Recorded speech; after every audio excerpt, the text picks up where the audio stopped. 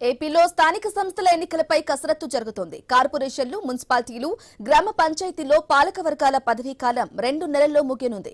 కొత్త ఓటర్ల జాబితా తయారీ కోసం రాష్ట్ర ఎన్నికల సంఘం వేర్వేరుగా నోటిఫికేషన్లు ఇచ్చింది. తక్షణమే జాబితా తయారీ ప్రక్రియ ప్రారంభించాలని ఆదేశించింది. వచ్చే నెల 9న ఓటర్ల ఫోటోలతో సహా తుది జాబితాలు ప్రచురించాలని కలెక్టర్లను రాష్ట్ర ఎన్నికల కమిషనర్ నీలం సాహ్ని ఆదేశించారు.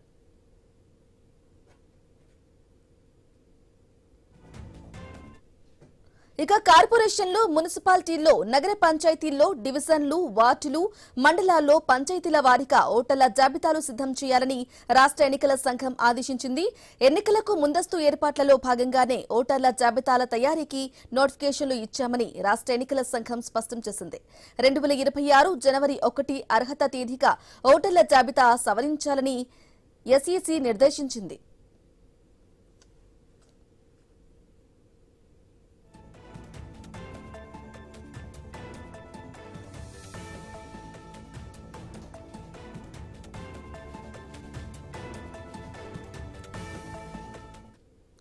రాష్ట్రంలో 87 కార్పొరేషన్లు, మున్సిపాలిటీలు, నగర పంచాయతీల్లో పాలకవర్గాల పదవీకాలం వచ్చే నెల 17తో ముగియనుంది. మిగిలిన 36 చోట్ల కోర్టు కేసులు, ఇతర కారణాలతో ఎన్నికలు నిర్వహించలేదు. ఇప్పుడు 123 పట్టణ స్థానిక సంస్థల్లోనూ డివిజన్లు, వార్డుల వారీగా ఓటర్ల జాబితాలు సిద్ధం చేయనున్నారు.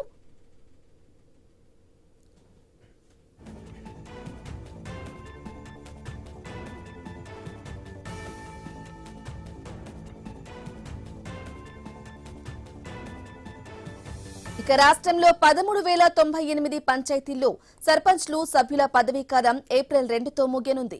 కోర్టు కేసులు, ఇతర వివాదాల కారణంగా 253 పంచాయతీల్లో అప్పట్లో ఎన్నికలు నిర్వహించలేదు. మొత్తం 13,351 పంచాయతీల్లోనూ ప్రస్తుతం ఓటర్ల జాబితాలు సిద్ధం చేయనున్నారు. ఎంపీటీసీ, జడ్పీటీసీ సభ్యుల పదవీకాలం సెప్టెంబర్ 24 నాటికి ముగియనుంది.